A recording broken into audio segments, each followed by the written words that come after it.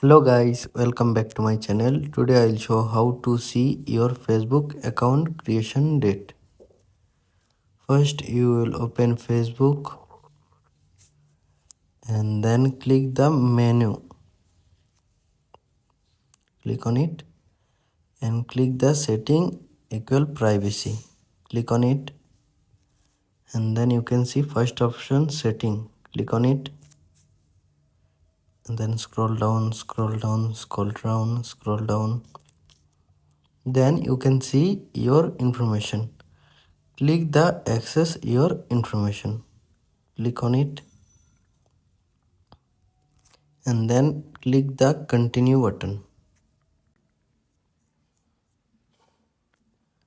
Scroll down, then you can see personal information. Click on it. Here you go. You can see your account creation date. Thanks for watching this video. Please like, share and subscribe this video.